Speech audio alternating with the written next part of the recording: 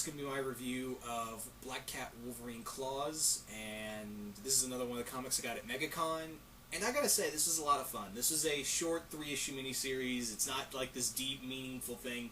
It feels more like an updated version of the Marvel Team-Up or Marvel 2-in-1 books back in the 70s. And it's kind of kicked up a notch, and it's just loads of fun. The story was written by Justin Gray and Jimmy Palmiotti. I'm forgetting the artist, but it's not Terry Dodson, as you can see right here. This is the only image I could find at the last minute, because the artists do this really cool interpretation of Wolverine and all, and as well as Black Cat. The artist even updated Black Cat's costume a bit. He remade it. It looks a bit like a Ultimate Catwoman type look, but it was all right. I liked it. It didn't stick though, sadly. Now the story is that Wolverine and Black Cat are captured by who they think is Kraven the Hunter. They're stuck on this island, and they're given an ultimatum. You know, if you can get off this island, you're free to get off this island if you get past all these hunters and make it to a boat in time before this island erupts. And Black Cat is pretty much like, hang on, Kraven, you're dead. And this is, keep in mind, this is before Kraven the Hunter's resurrection. This was the time when he was still dead. And Black Cat was like, well, hang on, you're dead, and it's not your style to let to have other people hunt for you. Wolverine can hardly give a crap because he's pissed off that someone captured him. And this comic has a lot of humor in it. There's just a lot of hilarious scenes between all the characters. And we later find out that it was Arcade the whole time with the White Rabbit. Very obscure character, but they came off like this weird Joker and Harley Quinn relationship between the two. It is a lot of fun to see Black Cat and Wolverine, work together, even though they don't like it, to get off this island. And this island is filled with everything, hunters that want to kill him, missiles, giant robots, and a monster from Atlantis. Yeah, there's a lot of stuff in here, like I said.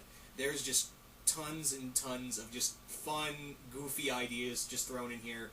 So, like I said, this is one of those check your brain at the door comics. Or as my friend Dan said in his review for this comic, it's a popcorn comic. It's like a fun popcorn flick movie, in a sense.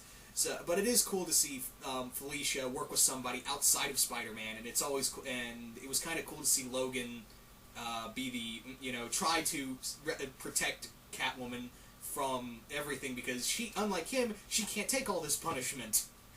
And trust me, he throws himself, like, he gets hit by lava, he gets eaten by a sea monster, he gets ripped apart by a robot, well, he gets disemboweled by a robot. He is banged up in this comic. So, it was really interesting to see that. Among other things with this, it was also kind of interesting to see Spider-Man in here.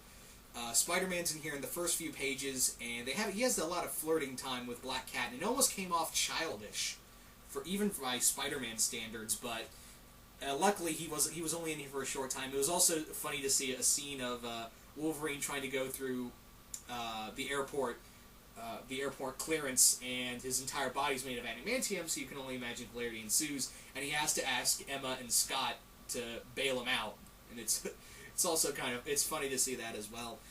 But for all things considered, this is just a really fun comic. This is for Wolverine or Black Cat fans who just want to have a good time. That's really the best I could say. And like I said, it does have its humor. There's just there's just some, like I said, the adamantium skeleton moment at the airport. There's also the moment when Black Cat blows off, quote unquote, Kraven's head off and revealed that it's a robot.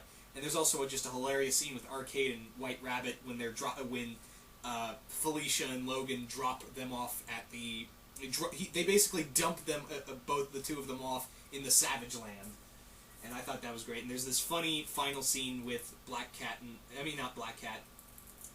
Arcade and White Rabbit. It's just a nice little funny scene at the end. And plus, there's also, I've always kind of wondered after reading this comic, could Black Cat and Logan work together in a comic book relationship? That's something that this comic kind of brings up, because they go on a not date, sort of. So, anyway. But yeah, this comic was loads of fun. Again, this is one of those just check your brain at the door kind of comics. It's just loads of fun. If you're, like I said, if you're a Black Cat fan, or if you're a Wolverine fan, or just fun action comics, Yeah, I'd give this a look.